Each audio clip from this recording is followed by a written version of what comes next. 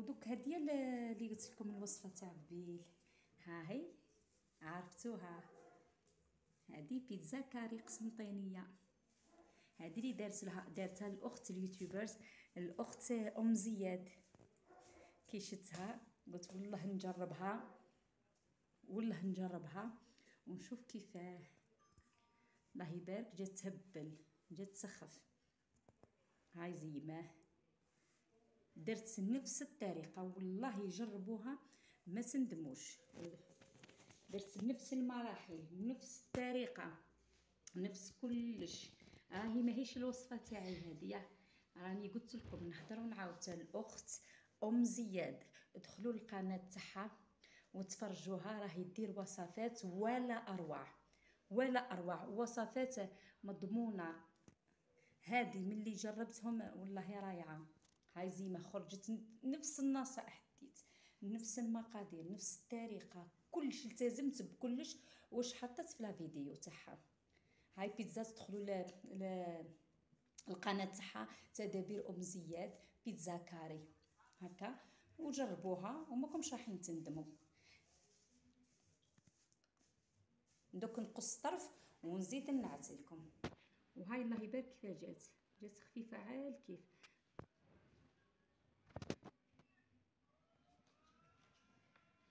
هاهي جات. دوك نقص لكم طريف وتشوفوا بعينكم. شوف الموس والله يدخل بكل سهوله، بكل سهوله. ها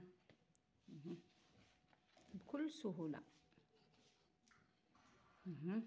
والله خفيفه على الكيف. زيد نقص باه ندير لكم. ها شوف الله يبارك، درت كيما قالت لي، والله دعموها واشتركوا عندها.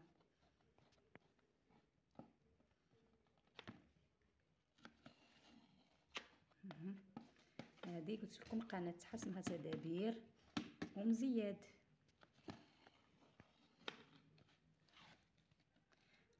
شوف الله يبارك كيفاه، شوف الله يبارك كيفاه جات روعه روعه روعه.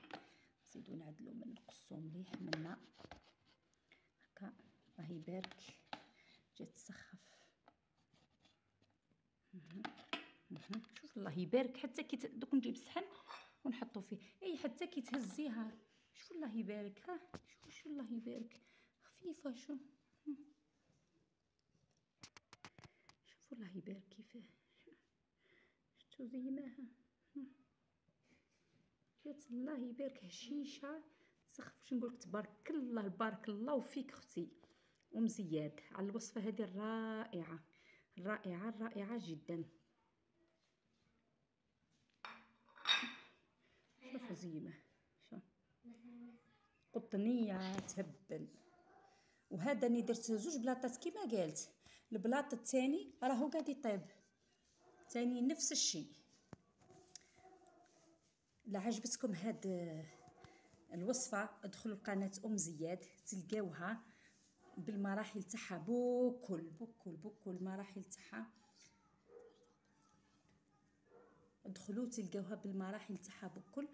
ادخلوا كتبوا برك تدابير ام زياد.